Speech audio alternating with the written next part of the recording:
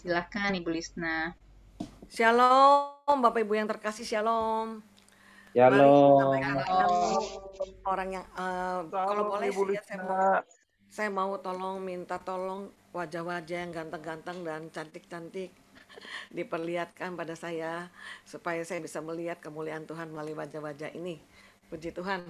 Saya bersyukur dapat undangan ke Makassar ya, jauh jadi dekat ya, betul nggak? Kalau enggak, kapan nih mau ke Makassar kita ya? Ada yang dari KL, ada yang dari Bali. Wah, saya sungguh sangat-sangat bersyukur. Di balik segala hal yang kita alami selama pandemi ini, kita bersyukur bahwa dengan caranya Tuhan bisa mempersatukan kita yang jauh jadi dekat. Ya, puji Tuhan. Eh, ini kalau saya pertama kali sebaiknya saya memperkenalkan diri terlebih dahulu ya. Betul nggak? Karena ternyata banyak yang nggak kenal. Ternyata yang undang saya juga belum kenal. Oke, nama saya Lisna. Saya punya satu suami. Nama suami saya Arifin. Dan kalau mungkin Bapak Ibu baru kenal sama saya ya, kecuali yang di Jakarta.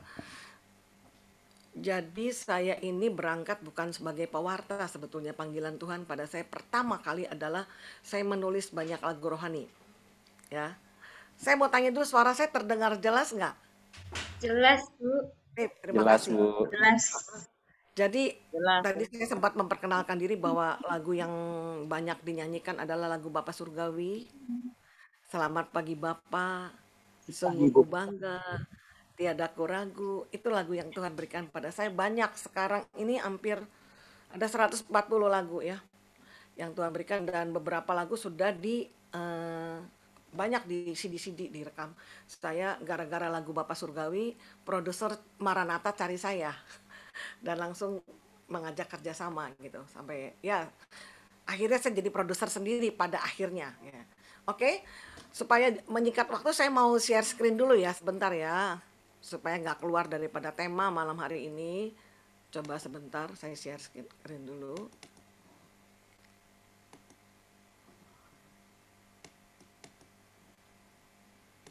Oke.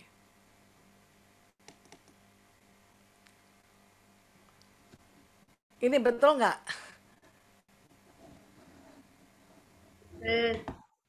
Betul ya? Betul Ibu Lisna. Betul ya, oke. Saya bilang saya berterima kasih sekali untuk untuk undangan yang sangat-sangat bagus. Saya kasih orang Jakarta ketinggalan rupanya ya. Bahwa undangannya ini bagus banget. Nggak tahu siapa yang bikin, saya berterima kasih ya untuk undangan ini. Dan saya pun diberkati baru melalui undangannya. Belum apa-apa nih, saya udah diberkati Tuhan. Puji Tuhan. Nah, kita tahu semua ayat ini. Ya, boleh baca karena ini semua di unmute, jadi kita baca masing-masing di rumah ya.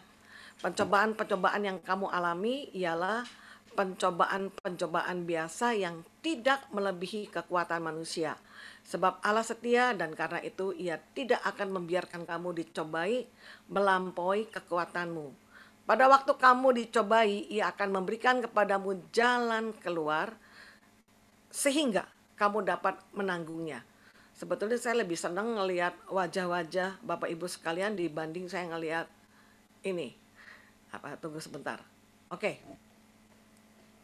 Lebih baik begini ya. Lebih enak. Tadi dikatakan pencobaan-pencobaan biasa.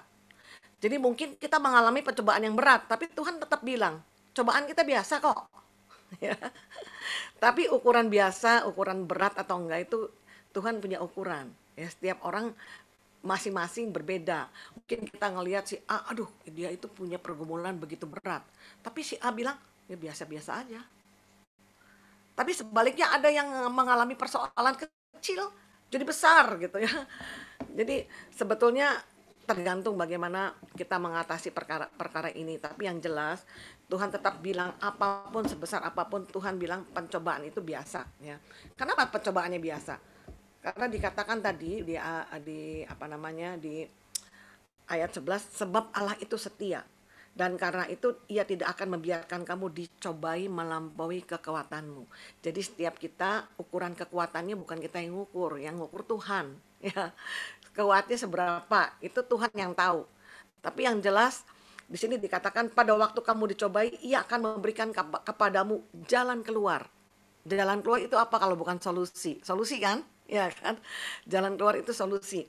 Sehingga kamu dapat menanggungnya. Makanya saya ingat lagu apa namanya? Bersama Yesus lakukan perkara besar, bersama Yesus tidak ada yang sukar, bersama Yesus ada jalan keluar. Jadi selalu Tuhan berikan jalan keluar pada waktu kita mengalami pencobaan.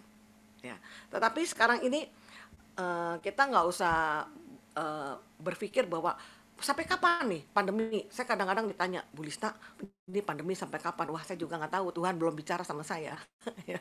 Tapi yang jelas kita sekarang hadapi saja dengan tetap bersyukur. Fokus bukan kepada persoalan yang ada, tapi fokus kepada Tuhan. Sebab yakin sekali bahwa Tuhan itu lebih besar daripada setiap persoalan yang ada. Amin? Amin nggak? Ya, besar mana Tuhan sama persoalan? Saya mau tanya, besar mana? Tuhan. Besar Tuhan ya. Tuhan. Nah, tergantung cara kita melihat.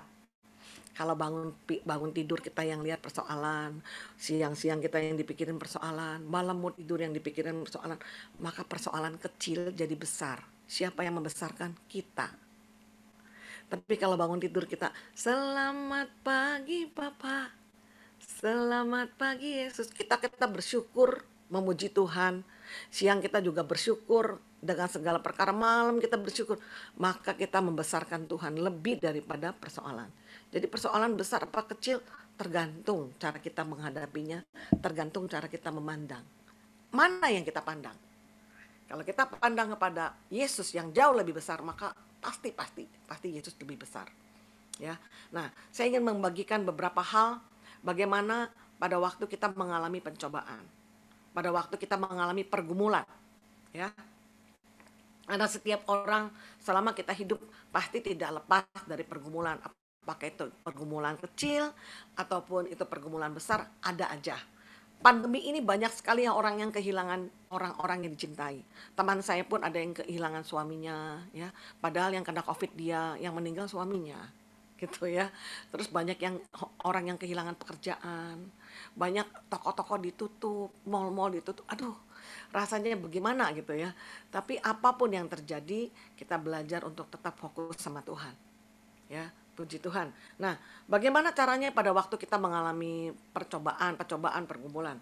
Yang terpenting sekarang jaga hati kita tidak menjadi kecewa dan tawar hati. Ya. Orang kadang-kadang mengalami pergumulan jadi tawar hati. Tuhan itu ada enggak sih sebetulnya?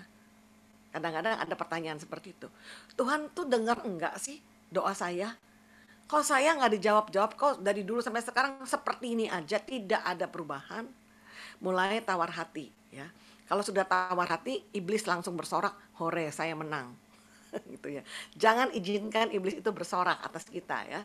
Mari kita bersorak-sorak atas nama Tuhan aja. Jadi kenapa kita harus jaga hati supaya jangan tawar hati? Saya minta seorang membacakan, saya minta tolong Nining ya, boleh? Baca Amsal 10 ayat 24, coba kita lihat. Mengapa kita nggak boleh tawar hati pada waktu kita mengalami pergumulan? Coba kita lihat dari Amsal 10 ayat 24, siapa yang bisa baca? Nining ya? Bisa bacakan? Tolong. Boleh di-unmute? Ya, oke. Amsal 10 ayat 24.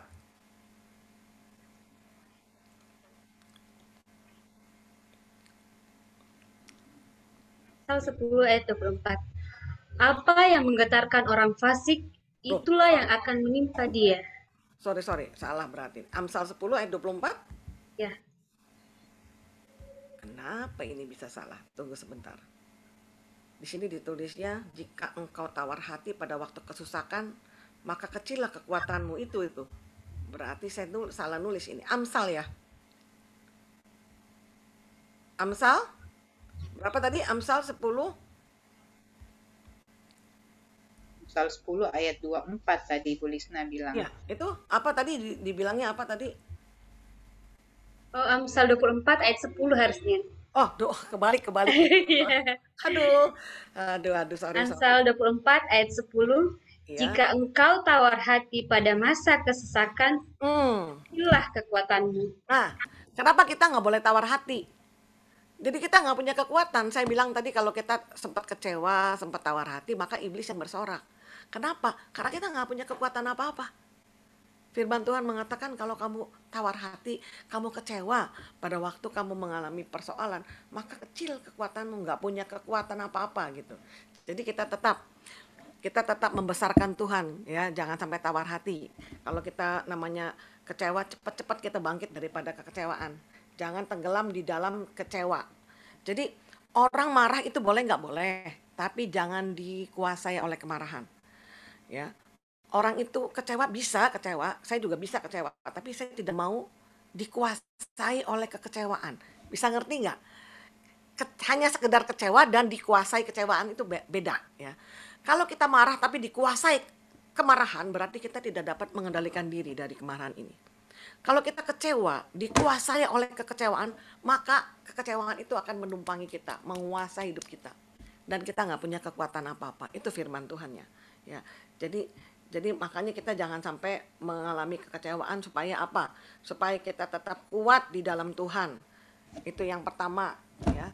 Lalu yang kedua, tetap bersyukur. Tadi sempat sharing saya bahwa lagu saya Bapa Surgawi itu ada kata-katanya, beri hatiku selalu bersyukur padamu. Saya mau tanya di sini yang hadir, pernah dengar enggak bagaimana cerita tentang Bapa Surgawi? Ada yang tahu enggak? Kalau ada yang tahu riwayatnya tentang Bapa Surgawi, boleh angkat tangan.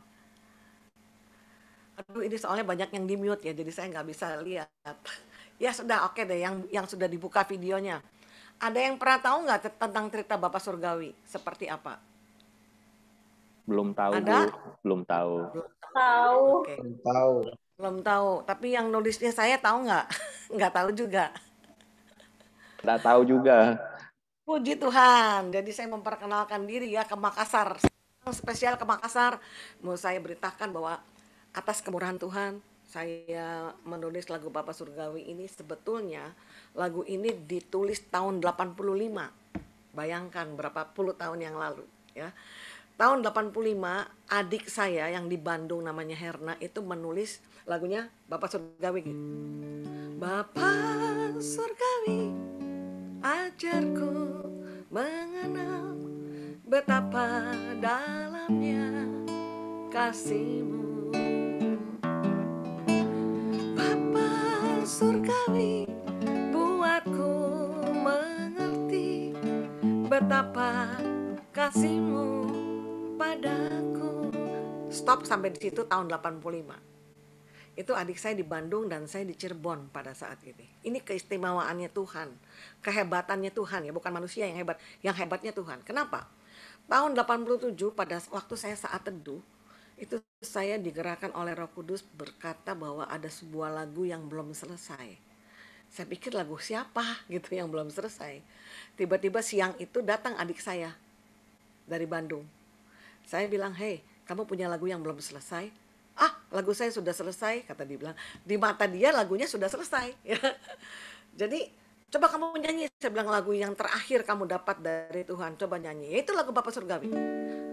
Bapak Surgawi, ajarku mengenal betapa dalamnya kasih-Mu. Bapak Surgawi, buatku mengerti betapa kasih-Mu padaku. Pada waktu dia betapa kasih-Mu padaku, saya langsung gini. Saat itu juga Tuhan kasih semua yang terjadi di dalam hidupku, ajarku menyadari Kau selalu sertaku, beri hatiku selalu bersyukur padamu, karena rencanamu indah bagiku. Perhatikan semua yang terjadi di dalam hidupku, ajarku menyadari bahwa Allah selalu beserta kita. Jadi pergumulan apapun yang kita hadapi, Allah itu setia dikatakan tadi. Betul nggak? Allah itu setia, dia akan ada terus di dalam kehidupan kita. Jadi beri hatiku selalu bersyukur padamu. Dalam arti kata di dalam persoalan kita tetap bersyukur pada Tuhan. Karena apa? Karena di balik setiap persoalan Tuhan punya rencana yang indah. Amin? Amin nggak? Ya, amin. Amin.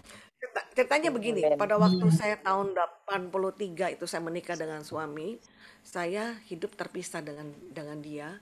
Dia di Jakarta udah dapat pekerjaan dan numpang dengan kakaknya.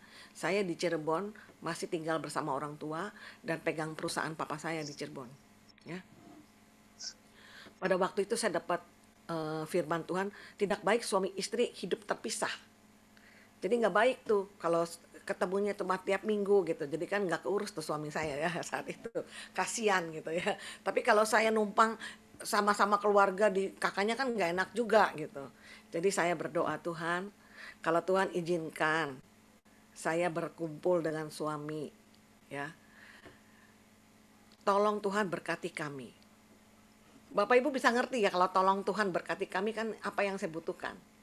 Saya butuh duit buat kontrak rumah. Saya nggak minta yang macam-macam. Asal ngontrak rumah aja sudah pokoknya. Kalau tinggal nembeng numpang kan nggak enak ya. Apalagi udah punya anak numpang sekeluarga. Waduh kalau numpang sendirian enak. Numpang sekeluarga nggak enak. Jadi kami berdoa itu. Nah setelah itu dapat lagu Bapak Surgawi ini. Nah apa yang terjadi, saya ini minta Tuhan berkati saya pada saat itu supaya bisa pindah sekeluarga di Jakarta. Tapi apa yang terjadi? Yang terjadi suami saya sakit. Sakitnya cukup parah saat itu ya. Dia di Jakarta pulang dari dia sempat pergi ke daerah, kemudian pulang itu waduh sudah dalam keadaan yang begitu nggak baik ya. Sampai tergeletak akhirnya. Saya bawa ke rumah sakit, di rumah sakit Bandung. Saat itu saya ingat sekali, kami bawa ke rumah sakit Bandung dan di kursi panjang di depan rumah sakit. Saya bertanya kepada Tuhan. Boleh tanya nggak kalau punya pergumulan? Boleh nggak? Boleh. Saya tanya sama Tuhan. Tuhan, adakah doaku yang salah? Ya dong, ya kan? Karena doa saya minta berkat loh, bukan minta sakit penyakit. Kok Tuhan izinkan sakit? Sepertinya doa saya tidak jawabannya tidak seperti yang saya rindukan ya. Nah, saya bilang apa yang Tuhan mau gitu dalam kehidupan kami sehingga Tuhan izinkan suami saya di rumah sakit saat itu. Wah, sakitnya lumayan parah gitu. Sampai seminggu sebelum di rumah sakit, kemudian di rumah sakit hampir 2 minggu, seminggu setelah di rumah sakit hampir sebulan nggak masuk. Bisa kebayang itu ya. Nah, pada waktu saya bertanya di rumah sakit ini, itu tiba-tiba lagunya lewat di rumah sakit. Semua yang terjadi di dalam hidupku, ajarku menyadari kau selalu sertaku, beri hatiku selalu bersyukur padamu karena rencanamu indah bagiku. Oh Tuhan, berarti Tuhan punya rencana di balik sakit ini. Saya berdiri, saya langsung masuk ke kamar suami saya bilang, papi tahan sakitnya. Karena dia kalau diinfus, aduh sakitnya luar biasa, dia nadinya kecil, jadi kalau disuntik lewat infus, aduh dia kasihan ya. Saya bilang tahan sakitnya karena di balik sakit ini Tuhan punya rencana yang indah. Saya bersyukur punya suami yang takut akan Tuhan. Dan saya bertobat pun lewat suami saya. Ya, jadi dia lebih percaya Tuhan daripada saya sebelumnya. Ya, nah kami sekarang, jadi dia bilang amin, amin. Apa yang terjadi? Total hampir sebulan suami saya nggak kerja. Ternyata baru terlihat sama bosnya. Ya, kalau sudah sebulan ditinggal, rupanya kerjaan terbengkalai. Jadi setelah suami saya sembuh langsung dipanggil. Pak, Bapak pindah aja sekeluarga ke Jakarta. Bawa istri Bapak, jangan bolak-balik terus, capek, jadi sakit katanya. Iya, kata suami saya sih mau pindah, tapi saya mau tinggal di mana? Orang saya aja masih numpang sama kakak saya, kata suami saya gitu. Oh itu ya masalahnya, ya sudah. Nanti kami rapatkan. Wah tuh kalau anak raja yang sakit dirapatin loh, ya beda. Udah, setelah itu, zaman dulu kan belum ada HP-HP ya, jadi saya dapat info lokal dari suami saya, kamu doa ini saya lagi dirapatin, puji Tuhan saya bilang gitu. Hasil rapatnya adalah gaji suami saya dinaikkan. Pada saat itu suami saya belum dikasih mobil, masih gelantungan naik bus, dikasih fasilitas mobil, lalu dikasih kontrak rumah. dikasih kontrak rumah tanpa saya harus minta uang sama Tuhan. Tuhan sudah ngontrakin lewat kantor suami saya. Dan biasanya kalau sakit itu ya dapat fasilitas kesehatan hanya 50% saat itu kalau nggak salah. Itu diganti semua 100%. Karena apa? Sakitnya suami saya dalam rencana Tuhan. Tuhan bisa berbuat segala perkara. Solusinya Tuhan sama solusinya kita beda. Kita punya persoalan, solusinya apa maunya? Tuhan minta duit lah buat ngontrak, betul nggak? Kalau cuma minta duit buat ngontrak, nggak ada mobil. Beda sama Tuhan, harus sakit dulu rupanya. Waktu suami saya sakit dan saya tidak bersungut-sungut, saya belajar bersyukur. Tuhan punya rencana yang luar biasa. Solusinya Tuhan, nih kamu sakit dulu ya. Setelah sakit lihat gaji kamu dinaikin, dikasih rumah, dikasih kontrak. Lebih dari yang kita pikirkan. Solusinya Tuhan. Kadang-kadang kelemahan kita adalah apa? Kita suka cari solusi sendiri kalau kita punya masalah. Betul nggak? Sudah spontanitas. Begitu kita kepentok masalah langsung kita cari jalan keluar. Nanti kalau sudah mentok baru Tuhan tolong. Lebih baik kalau kita diam saja dulu. Tanya. Makanya saya bilang tanya sama Tuhan. Apa Tuhan rencana Tuhan di balik semua ini? Dan ternyata rencana Tuhan itu jauh daripada apa yang kita pikirkan. Beda sekali ya. Jadi saya bersyukur sekali bahwa pada akhirnya waktu sembuh itu saya mendapatkan jalan keluar yang luar biasa dari Tuhan. Dikasih kontrak rumah, dikasih mobil, gaji dinaikkan. Dan akhirnya kami sekeluarga pindah ke Jakarta. Pada waktu saya mau pindah ke Jakarta, saya bingung juga. Tuhan, saya mau jadi apa di Jakarta? Di Cirebon saya aktivis juga di Persekutuan Doa Cirebon. Lah di Jakarta mau jadi apa? Satu hal yang saya berdoa. Tuhan jadikan saya berkat-Mu Tuhan di Jakarta. Dengan cara apa saya gak mau mikir. Yang penting saya jadi berkat. Ternyata sebelum saya pindah ke Jakarta. Ini lagu Bapak Surgawi sudah ngetop di Jakarta. Jadi lagunya mendahului orang yang menulis saat itu ya. Lalu dengan melalui lagu ini saya banyak diberkati Tuhan. Akhirnya produser cari dan saya mendapatkan membuat beberapa album rekaman. Itulah jalannya Tuhan. Bukan kita nggak tahu solusi yang dari kita manusia, tapi solusi dari Tuhan itu pastinya luar biasa. Ya, izinkan Tuhan yang memberikan jalan keluar buat kita. Jangan cari solusi sendiri. Ya. Lalu yang tadi saya yang pertama kan jaga hati, jangan tawar hati. Saya ulangi ya supaya jangan lupa. Yang kedua kita tetap bersyukur dalam pergumulan kita. Yang ketiga apa? Semakin melekat sama Tuhan. Saya juga punya lagu. Semakin ku melekat kepadamu, terasa ringanlah bebanku, karena Engkau menopangku, yang memberi kekuatan padaku. Kalau semua dinyanyi nanti nggak habis sampai besok ya. Jadi saya nggak mau sampai habis. Nah udah, terus bagaimana juga kita ngasih persoalan ini. Jangan batasi kuasa Tuhan. Kita kan otak itu masih gede bapau. Sedangkan jalan Tuhan luar biasa. Ya. Contoh. Pada waktu murid-muridnya itu bersama dengan Yesus. Yesus memberikan pengajaran. Sampai tengah malam belum dikasih makan. Murid-muridnya bingung nih. Ada persoalan. Persoalannya apa? Orang banyak belum dikasih makan. Ya kan? Berapa orang? 5.000 orang laki-laki. Betul nggak? Itu belum perempuan, belum anak. Kalau setiap suami punya satu istri udah 10.000. Kalau anaknya satu, belum ada yang dua ya, satu udah 15.000. Gimana ngasih makannya? Bagi murid-muridnya solusinya apa? Tuhan suruh aja mereka pulang lah, beli makanan buat mereka masing-masing. Itu solusi mereka. Tapi yang Tuhan bilang apa? Kamu yang harus kasih makan. Kadang-kadang solusinya Tuhan dirasakan berat, betul nggak? Berat. Kamu yang harus cari makan.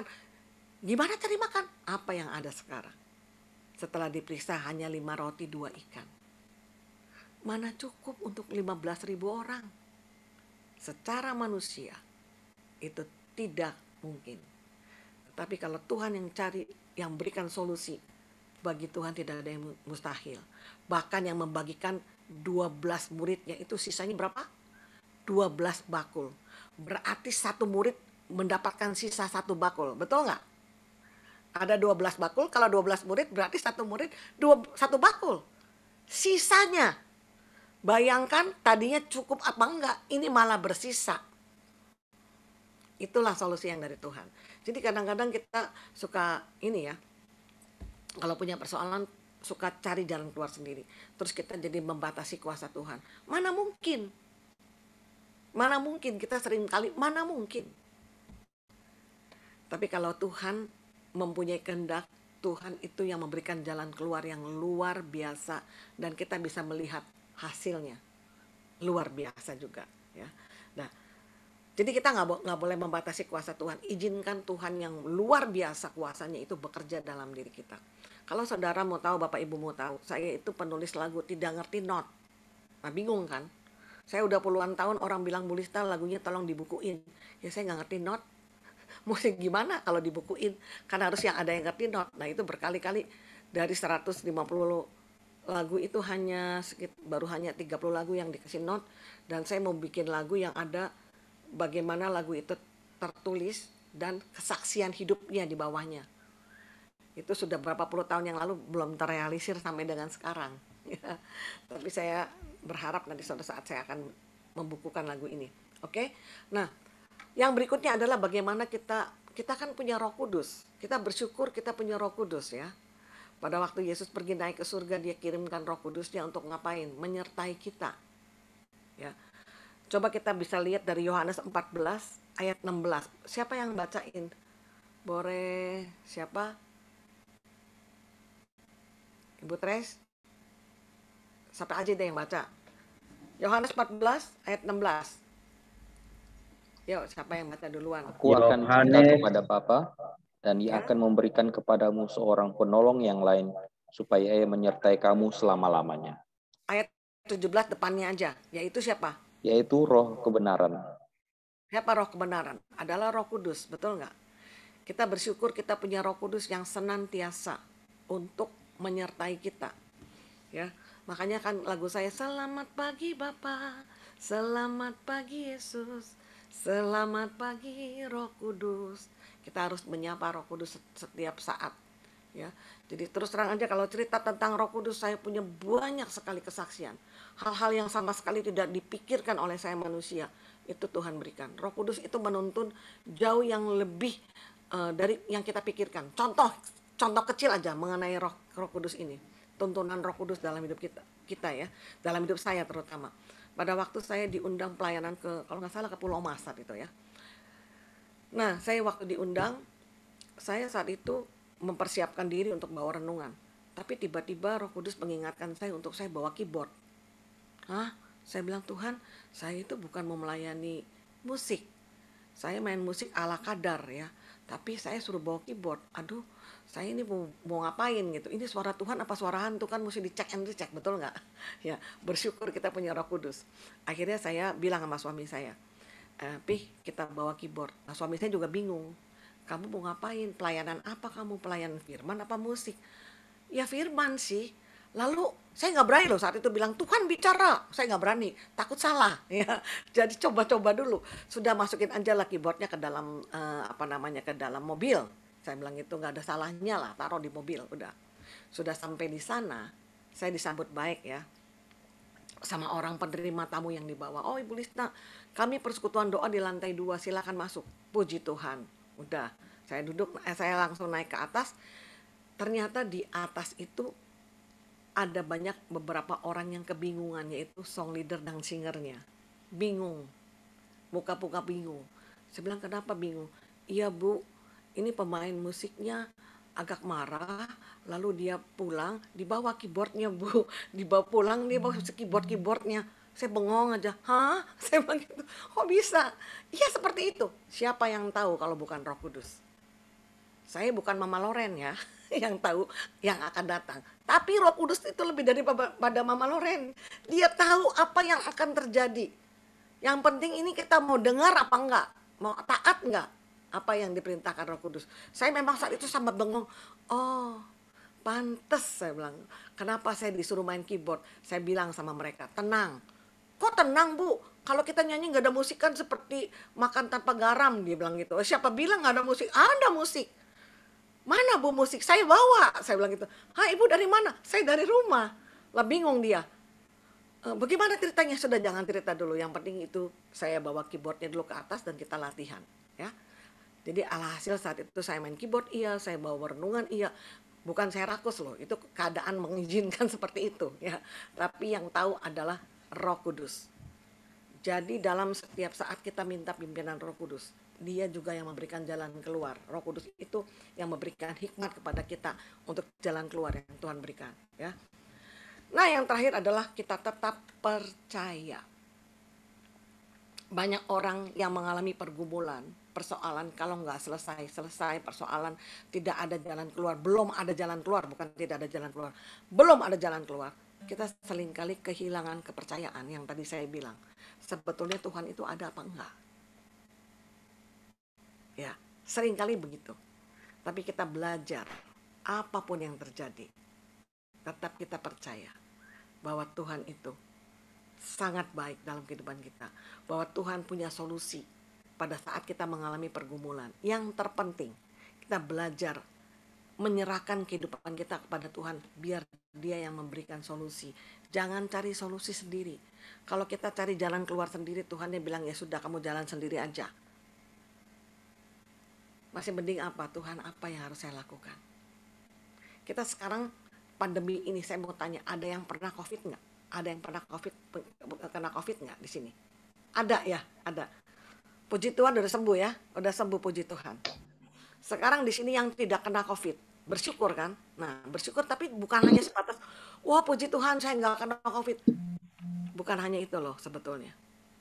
Apa yang Tuhan mau dalam kehidupan kita sekarang? Saya terus terang aja, saya tinggal di Bintaro Jaya. Dari ujung ke ujung banyak sekali yang nggak kena COVID. Ya, saya bilang, Tuhan, apa yang harus saya lakukan? Teman doa saya juga banyak saat itu yang kena, ada 4-5 orang. Tapi yang paling parah adalah 1 orang. Masuk rumah sakit tuh 1 orang. Dan saya mau nengok kan nggak boleh. Jangan lagi saya, orang yang di luar, namanya keluarganya aja nggak boleh. Dia bilang orang kena COVID itu kalau sudah masuk rumah sakit itu lebih daripada orang kusta, betul nggak? Ya, orang suster aja datang udah harus pakai baju astronot, katanya semua ditutup. Ya. Nah, bagaimana caranya kita menjadi berkat? Kita beruntung, kita punya Roh Kudus. Saya bilang, Roh Kudus tolong berikan hikmat. Bagaimana saya menjadi berkat untuk teman saya yang di rumah sakit? Saya telepon dia, saya WA dia, saya bilang, bisa nggak kamu angkat telepon? Bisa, dia bilang. Oke, saat itu video call hanya baru bisa 4 orang. Saya ajak 4 tim doa. Bertiga dan 1 pasien teman saya ini, kami berempat penyembahan bersama. Saya mengajak dia penyembahan, dia sesak napas, kamu diem aja, saya bilang kita mau nyembah. Dia mengalir air mata dan dia bilang apa? Terima kasih ya, malam ini saya tidur nyenyak sekali. Dia tidak lagi merasa sendirian, karena ada orang yang mengunjungi lewat apa? Lewat video call saat itu. Tuhan punya 1001 macam cara. Mama. Solusi itu Tuhan yang punya ya. Jadi jangan kita mencari solusi sendiri. Sampai dengan sekarang ini saya udah ada 4 orang minta didoakan sakit kanker. Ada 4 orang, saya bilang kita video call, bukan video call lagi, sekarang kita Zoom, doa melalui Zoom. Saya bagikan lagu, kita bagikan saling menguatkan. Itu luar biasa. Jadi kalau kita punya persoalan, sekali lagi, saya mau ulangi ya, supaya jangan lupa oleh-oleh dari saya. Bagaimana caranya kita menghadapi persoalan. Yang pertama tadi kita jaga hati supaya jangan tawar, jangan kecewa. Kita kecewanya jangan lama-lama. Jangan sampai kecewa itu menguasai kehidupan kita, tapi kecewa itu biar lewat aja. Numpang lewat boleh, ya. Jangan biarkan menguasai hidup kita. Kecewa sedikit, cepat bangkit. Kita bersyukur pada Tuhan. Yang kedua adalah kita tetap bersyukur. Kalau kita tidak dikuasai kekecewaan, maka kita bisa bersyukur. Ya. Lalu yang ketiga, kita boleh semakin melekat kepada Tuhan. Kita semakin dekat, bukan malah menjauh tapi mendekat. Yang keempat, jangan batasi kuasa Tuhan. Tuhan punya 1001 macam cara untuk menolong kita. Dia punya solusi yang luar biasa, lebih dari yang kita pikirkan. Jangan nyari solusi sendiri. Berikan solusinya kepada Tuhan. Dia yang punya luar biasa solusi. Dan tidak membatasi kuasa Tuhan. Dan biarkan Roh Kudus yang menuntun setiap langkah kita. Dia akan selalu ada buat kita. Ya. Nanti saya akan bagikan untuk menutup ini, saya akan bagikan 2 lagu aja ya. Tadi saya mau kasih 1 lagu, tapi saya kasih 2 lagu. Ini lama nggak waktunya? Boleh nggak kasih 2 Boleh, lagu? boleh Bu, masih boleh. Boleh Bu, boleh, boleh. Setengah jam Boleh aja. Oke, banget. sip. Jadi ini yang terakhir tadi kan tetap percaya. Di dalam Mazmur 37 ayat 5 dikatakan serahkanlah hidupmu kepada Tuhan dan percayalah kepadanya. Maka ia akan bertindak. Jadi biarkan Tuhan yang bertindak. Jangan kita bertindak sendiri.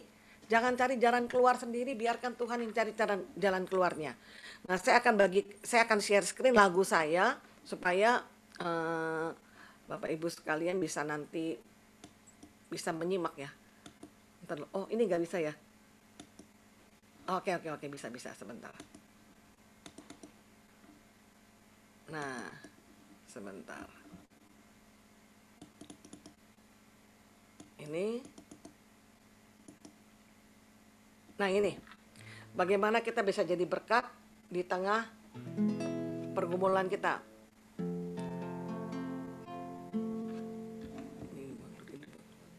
Di tengah pergumulan kita boleh menjadi berkat. Ya.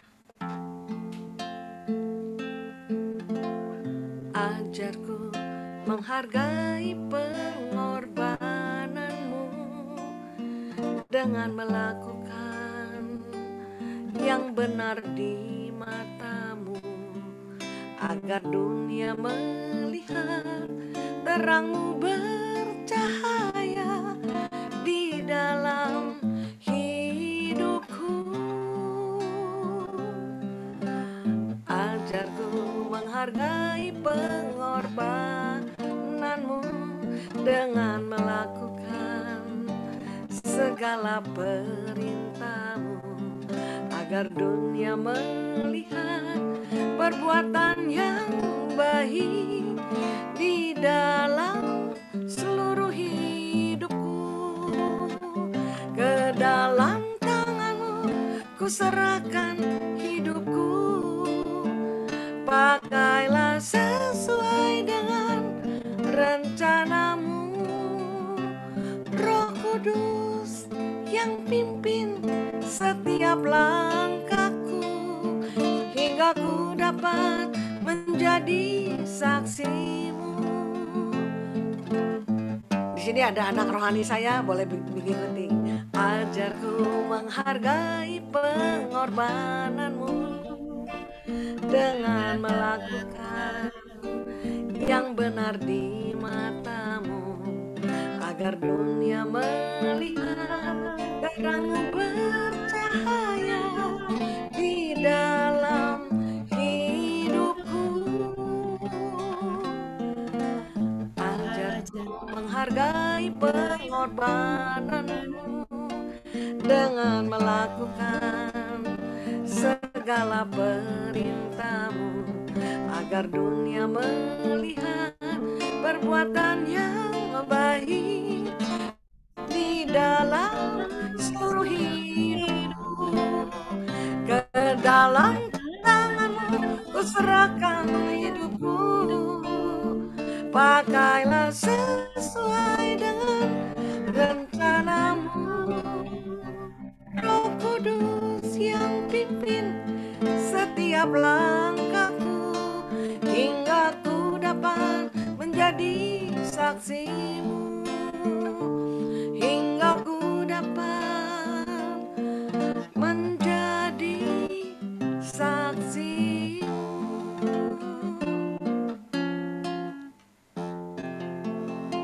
Nah, kita jadi bisa menjadi berkat ya pada waktu kita mengalami segala persoalan. Saya rasa satu aja ya lagunya ya, nggak usah 2 ya. Satu lagi, Bu. Satu lagi. Boleh lagi. Satu lagi lagunya agak riang ya. Ya. Nah, ini lagu riang bahwa kita mesti sadar bahwa di dalam setiap persoalan, tadi dikatakan pada percobaan itu percobaan biasa ya. Kenapa? Pada waktu kita mengalami percobaan, Allah itu setia, betul nggak? Dia akan memberikan jalan keluar sehingga kita dapat menanggungnya. Jadi Allah itu setia, dia selalu ada di setiap langkah kita.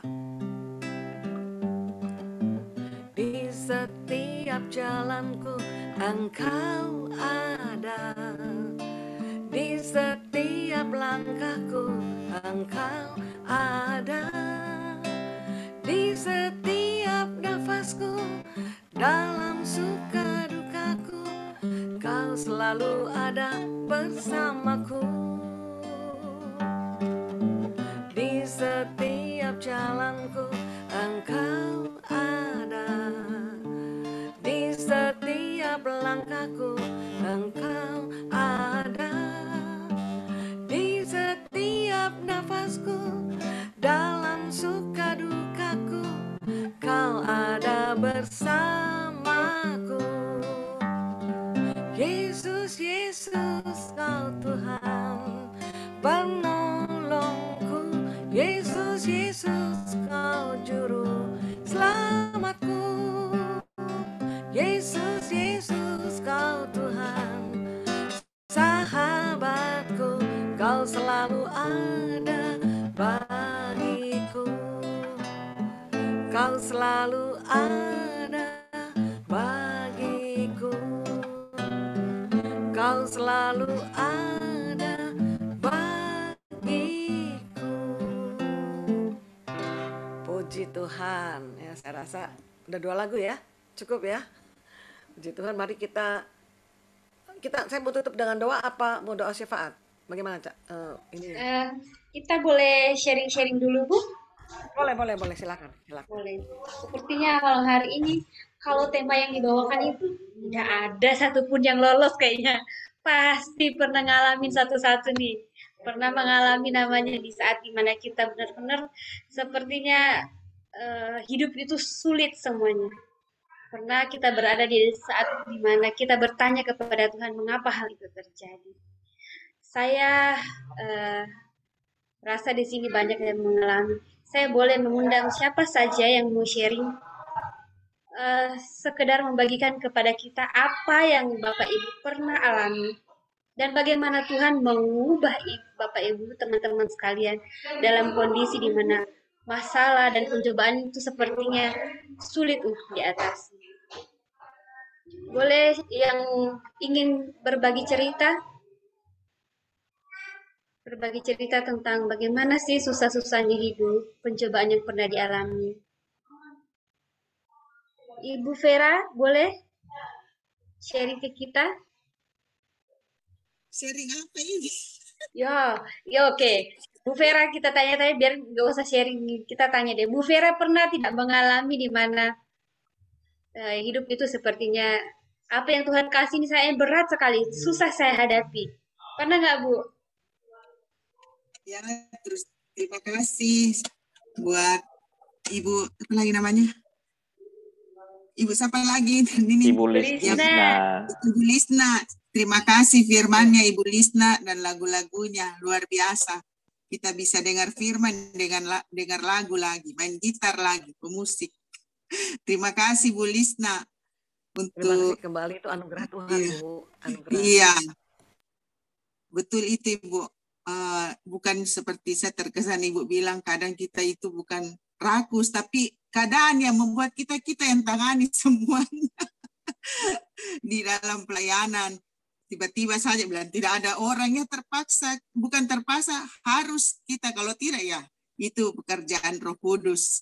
Nah, saya pernah mengalami juga itu seperti begitu. Tapi mau di apa ya, kita bilang bukan sombong tapi kita bangga karena orang tidak bisa, kita diutus untuk bisa melayani seperti itu. Dibilang manusia rakus, Bu, ya, tapi mungkin bukan rakus, tapi Roh Kudus. Iya, Roh Kudus yang kasih. Roh Kudus nih. Betul, Roh Kudus yang kasih kita banyak. Jadi ya, saya bagi pengalaman sebagai ibu rumah tangga, pasti semua ibu rumah tangga pasti banyak mengalami ini, pergumulan. Karena saya berprinsip lebih mudah saya mengatur anak saya yang 3 orang daripada bayi yang tunggal. Oh ya, begitu ya. Bagaimana Bu Nini? Ya. Bu Lisna bagaimana? Lebih mudah saya, kalau saya pribadi lebih mudah saya mengatur anak saya, bayi saya yang 3 daripada bayi yang tunggal itu. Banyak maunya, jadi ya itulah. Kalau kita hidup dalam tuh, bagaimana Bu Lisna? Bayi kita tunggal. punya Roh Kudus, Bu. Minta Roh Kudus hikmat. Ya, minta Iya, renyah pada Roh Kudus dalam dalam mengatasi keluarga kita. Pasti iya. Tuhan kasih jalan keluar. Ya, Kalau anak-anak diurus mudah Bu Lisna, tapi kalau itu bayi yang tunggal yang satu itu bayi gede yang susah itu. lah Bapak, Sama si Bapaknya, bapak ini. sorry buat maksudnya bayi yang tunggal itu, yang Bapak bapaknya itu kekasih jiwaku itu, ya kasih jiwanya. bekas saya pacar, sampai itu bayi tunggal. ya bekas pacar kan. Kebetulan Iya. kalau saya nggak punya bayi di sini, saya punya imam. Yay. Jadi saya nggak ada bayi tapi punya imam yang justru apa ya membimbing saya. Saya kan bertobatnya lewat dia, ya. Dulu saya mau-maunya hidup saya, tapi doa dia 8 tahun buat saya. Kami pacaran 8 tahun loh. Dia bergumul mendoakan saya sampai saya jadi bertobat. Dan saya kalau sampai dengan saat ini menjadi pewarta, itu adalah hasil doanya. Luar Jadi biasa. tidak jemu-jemu berdoa. Saya pernah bilang begini, sudah kita putus aja. Saya kasihan sama kamu. Ini pacaran aja ribut, apalagi nanti nikah. Dia bilang Ternyata kamu itu ciptaan manusia, ciptaan Tuhan. Jadi saya serahkan kamu sama Tuhan. Saya percaya kamu bisa berubah. luar biasa. Dan percayanya dia itu menjadi kenyataan. Kan tadi saya Amin. bilang salah satunya adalah percaya, Luar ya kan? biasa. Tapi Jadi Ibu jangan Kera bikin, masih bergumul. jangan jadikan bayi Bu, itu jadikan imam. Kita berdoa supaya dia jadi imam. Jadi Nah itu. Jadi imam yang baik yang mengasihi ibu gitu loh ya. ya. Terus saya terkesan dengan ibu tadi bilang, jangan kita seperti Amara. Kita kan seperti ibu-ibu pastilah. Urus ini, kadang tensi sering naik. Ya. Tapi itulah kalau yang seperti tadi, jangan kita simpan di hati itu marah. Saya dulu-dulu ini, kan saya Bu aktif di karismatik sejak tahun 2000. Saya waktu belum kenal karismatik, kalau saya marah saya bisa sambar kilat di rumah lewat.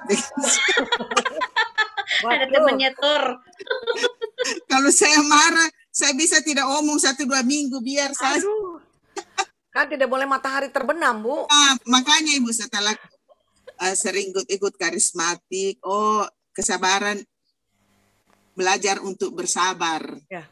Ini sekarang dia mau omong, entah saya marah atau salah saya atau tidak, saya tetap omong saja. Tidak mau tunggu 1 jam. Pokoknya itu saja omong. Biar dia mau omong atau tidak, pokoknya saya omong saja. Ya, Supaya tidak menjadi beban. Selesai marah ya sudah langsung berdamai. Itu karena ada Roh Kudus. Terima kasih. Pastinya. Bagus Bu, itu bagus sekali Bu. Saya tidak pernah ya namanya suami istri pasti bisa berbeda Berbeda pendapat. pendapat. Tapi jangan biarkan saya punya di rumah saya ada beberapa kamar Bu. Tapi saya nggak pernah pisah kamar. Ada yang kalau suami istri marah, satu di kamar atas, satu di kamar bawah, saya nggak pernah. Boleh tanya sama setiap pembantu yang kerja di rumah saya. Ada nggak suami ini Ibu Lista pisah sama bapaknya? Tidak ada. Kecuali dia tugas keluar kota. Nggak ada. Jadi kami Bu, selesaikan. sekamar Bu. Sekamar tapi balik belakang. Oh jangan Bu. Balik belakang setengah jam aja. Selanjutnya kita boleh balik ke Bali. Jangan kelamaan ya. Nanti Bu jangan kalau kita marah jangan kasih kesempatan iblis. Jimmy itu Bu. Jimmy suka balik belakang kalau sekamar. Kalau dia balik belakang sayang, gitu dong Bu. Tarik Bu sayang, gitu balik ke sini gitu dong. Jangan balik belakang, tengah-tengahnya iblis Bu. Kalau dulu Bu pasang bantal 3 susun. Sekarang Jangan, tidak Bu. ada Bu. Jangan bantal Bu, dia balikin aja. Gitu. Tolong dong balik sini gitu. Udah gampang itu mah nggak ada. Sebetulnya nggak terlalu ini ya kalau suami istri ya tergantung kitanya juga sih Bu. Ya. Terus terang aja kalau suami saya nggak berdoa buat saya juga saya nggak tahu sekarang gimana ya.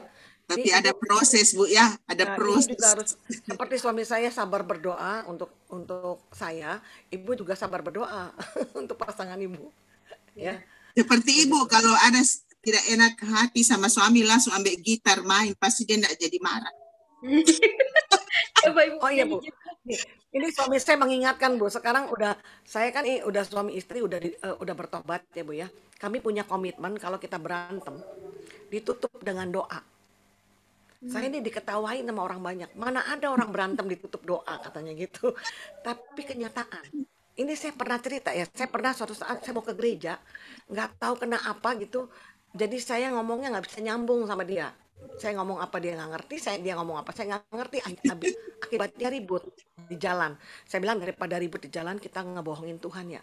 Kita pulang saja dulu, biar kita misa yang berikutnya. Kita pulang. Ya karena suami saya lagi marah saat itu, ya pulang ya pulang. Tapi kan kita komit kalau pulang harus doa. Jadi pembantu saya yang bingung, loh ibu ke gereja kok cepet amat? Belum, saya bilang. Udah kita masuk kamar berdoa. Biasanya kalau nggak lagi marah, kami berdoa. Kalau nggak lagi marah, kami berdoa bergandengan tangan. Ini lagi marah, satu pegang bantal, satu pegang guling. Nggak jadi masalah. Yang penting kita doa. Saya cuma bilang, Tuhan, Engkau ada di tengah-tengah kami ya Tuhan. Setelah amin, itu kami sudah seperti diguyur air es. Ya, itu sudah tutup aminnya itu mau udah gandengan tangan lagi. Jadi kita misa yang berikutnya. Aman itu. Karena apa kita komitnya, waktu berantem komitnya ditutup dengan doa.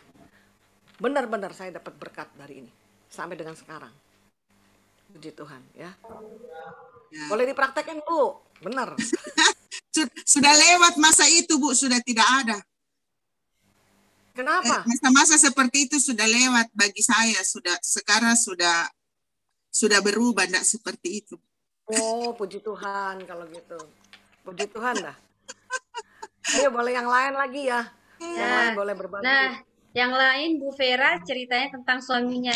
Yang lain mungkin pergumulannya apa sih? Yang pergumulan teman-temannya Bapak Ibu yang lain? Ada yang bergumul dengan anak mungkin? Bagaimana selama ini bergumul dengan anaknya? Atau ada dengan pergumulan anak, dengan pekerjaan atau ya, dengan hal kesehatan, lain, apa. kesehatan. Ya. Dengan kesehatan. Ya, tadi ada ini ya Bu Lisna, ada permohonan doakan dari Ibu Leni. Ibu Leni Ya, ya. Bu Leni doain nanti karena memang ada sakit punggung. Oh, sakit Lagi punggung. dalam keadaan sakit. Oke, kita masuk lagi ke kita minta lagi nih sharing satu orang, boleh satu orang lagi nih yang pernah mengalami keadaan di mana yang paling buruk dalam hidup. Bagaimana caranya bisa bangkit? Punya pergumulan dengan hal apa? Saya dari tadi, ini bukan sinyal saya ya. Kalau Roh Kudus yang kasih, berarti itu yang muncul. Karena di laptop saya yang muncul adalah Bu Diana dari tadi. Boleh nggak saya minta sharingnya Bu Diana nih? Sudah seperti apa Ini Ibu bergumul Diana ini Ibu Diana termasuk tim doa saya. Ini. Baik. Nah, saya rindu dengar sharingnya Bu. Bagaimana Ibu Diana. selama ini? Salindeo ya, Ibu Diana Salindeo kan? Salindeho ya. Salindeho. Iya betul. Salam Apakah kenal ada Ibu Diana yang lain? Nggak ada kan? Nggak ada, cuma satu. Ayo Ibu Diana, silakan. Oh, Oke. Shalom semuanya, selamat malam. Shalom, selamat malam. Malam. Shalom, selamat malam.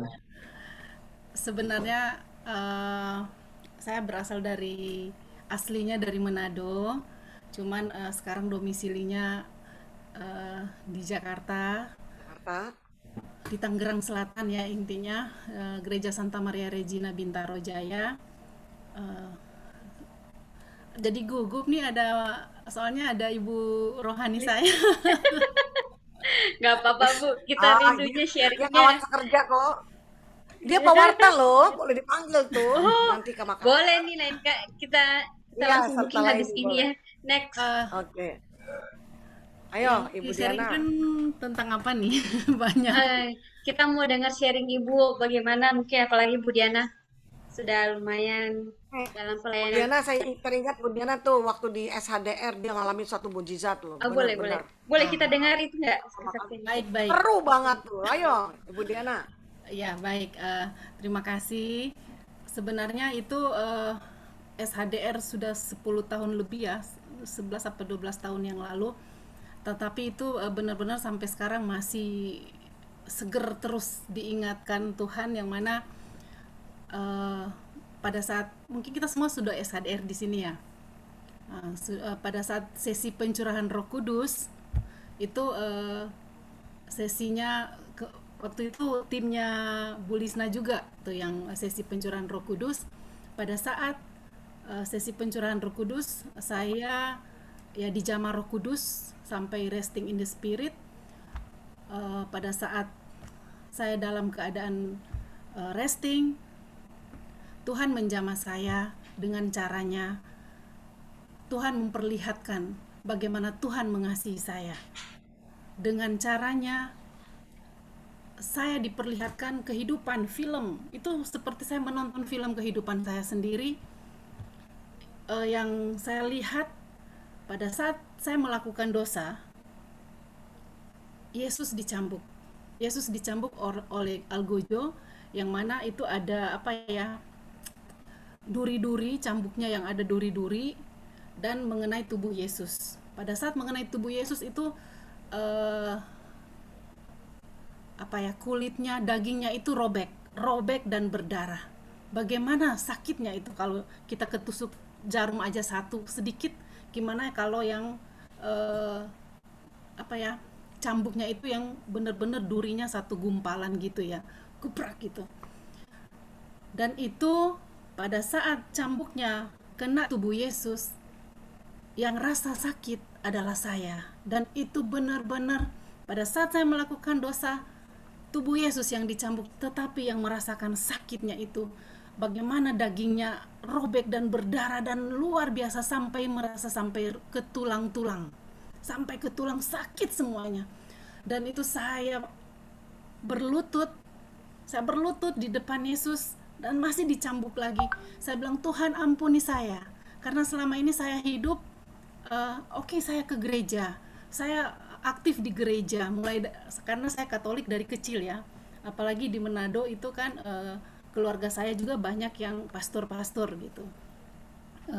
Sampai ada salah satu om saya itu pastor kepala Asia Pasifik yang MSC, yang kantornya di Roma, itu om saya satu gitu. Jadi benar-benar kita keluarga Katolik yang sangat ortodoks.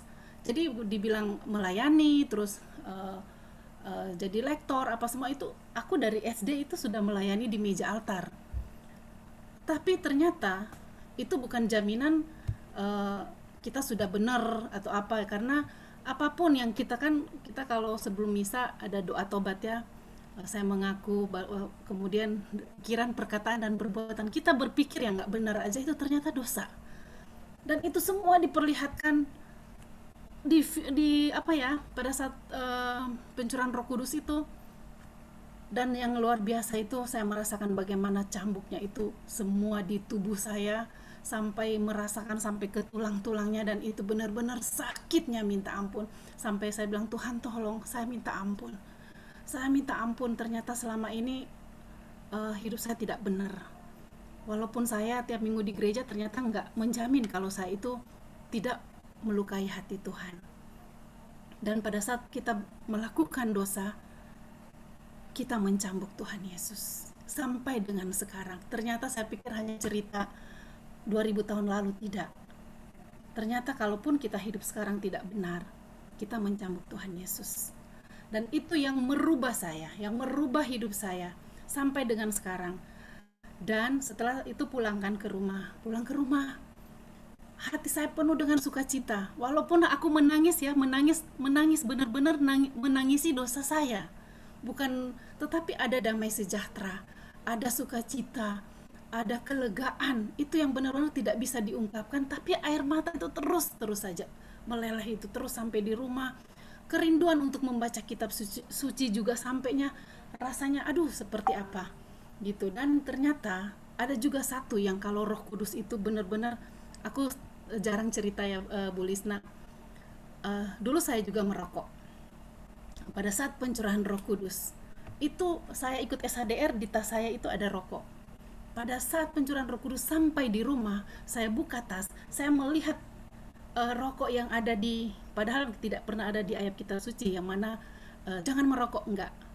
Tetapi saya diingatkan pada saat saya buka, itu Roh Kudus itu berbicara yang mana tubuhmu adalah bait Allah, harus kudus. Wah, itu benar-benar rokoknya itu aku pegang, aku rasanya benci banget, bener-bener yang saya merasakan, saya nggak mau mencambuk Tuhan Yesus lagi. Saya ambil, saya bilang, dalam nama Yesus. Puji Tuhan, sampai sekarang pun saya kalau lihat orang merokok, saya hanya bisa mendoakan, Tuhan ampuni dia Tuhan, karena pasti dia menyakiti hati Tuhan, karena tubuh kita ini adalah bait Allah. Dan kemudian singkat cerita, saya mau ganti baju nih. Pada saat saya buka baju, terus saya lihat itu semua badan saya penuh dengan yang namanya bilur-bilur. Tuhan Yesus. Pada saat saya melihat, saya menangis lagi, tambah menangis karena saya membayangkan, aduh saya melakukan menyiksa Tuhan gitu. Dan saya lihat semuanya. Pada saat itu saya menangis, saya berdoa. Saya bilang, Tuhan ini maksudnya apa? Saya takut juga kan. Itu kan melihat bilur-bilur di badan sampai ke belakang. Ya karena apalagi kulit saya putih gitu. Pas lihatnya itu benar-benar mengerikan. Saya lihat aja di cermin itu mengerikan. Saya sampai ketakutan. Saya berdoa lagi. Kemudian saya telepon yang namanya Bu Meki, Ibu Rohani pembimbing pada saat SHDR. Saya telepon, saya bilang, Cimeki, tolong saya kok badan saya kenapa begini? Saya sambil nangis sambil gemetar takut. Terus Cimekinya bilang, ayo kita berdoa. Kita berdoa melalui telepon. Pada saat berdoa, Cimeki ngomongnya, dengan bilur-bilur Tuhan sudah mengangkat dosa-dosamu. Saya langsung nangis di situ. Aku bilang, aduh Tuhan, ini tanda kasih-Mu Tuhan. Tanda kasih-Mu betapa Tuhan mengasihi aku. Dan sejak saat itu sampai dengan sekarang, saya berubah. Yang namanya dulu bilang berantem kalau bilang sama suami, dia bilang saya sudah set. Saya selalu harus yang maksudnya karena mungkin karena waktu itu juga saya bekerja atau bisa menghasilkan duit, karena biasanya perempuan kalau bisa menghasilkan duit suka pandang enteng dengan paitua katanya ya, kalau orang bilang dengan paitua.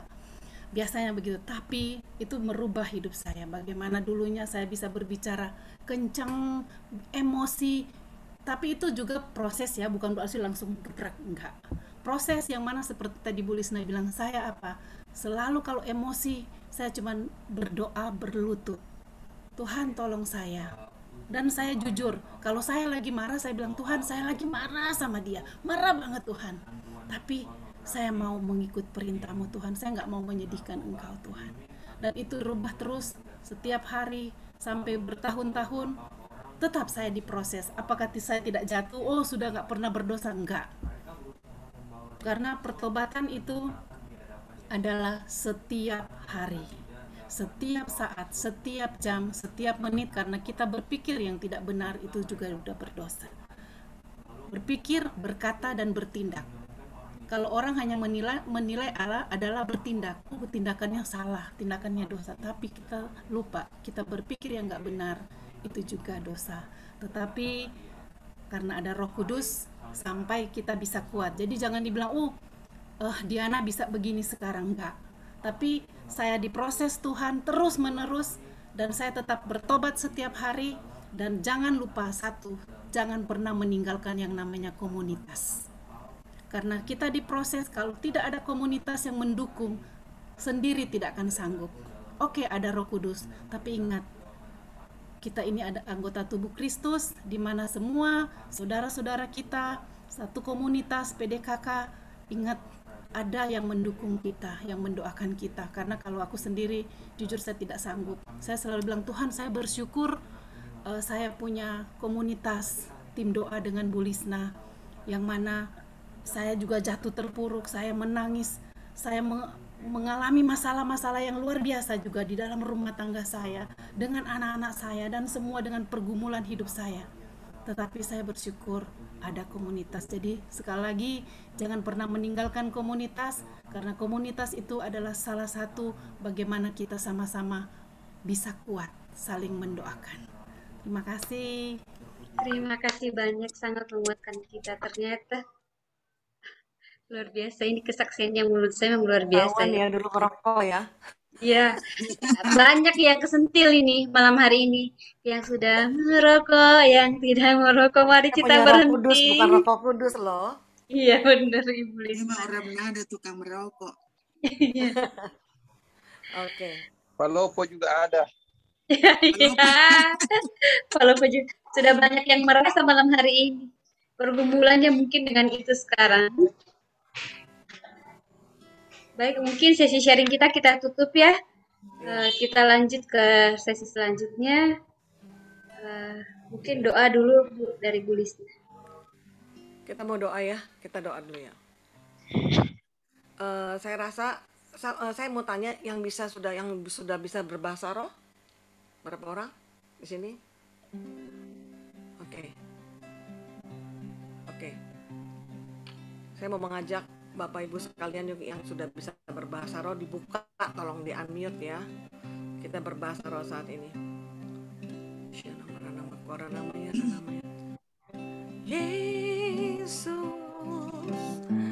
Yesus, dengar doaku, janganlah Tuhan lalui, berilah berkat-Mu. Syarabara nama kora nama yara nama sakar nama yara nama nama yara nama nama yara nama sakar nama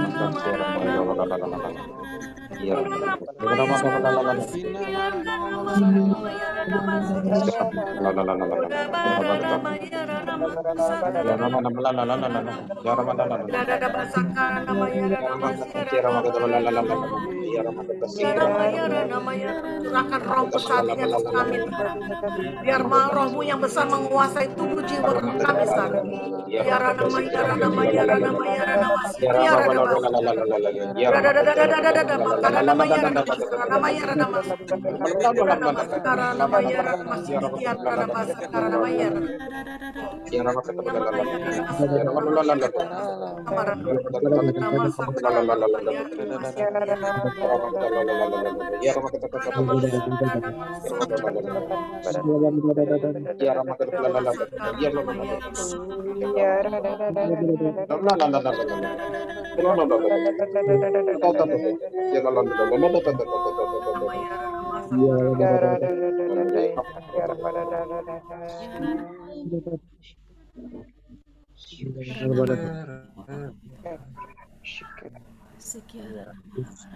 Roh Kudus boleh menguasai tubuh, jiwa, dan roh kami.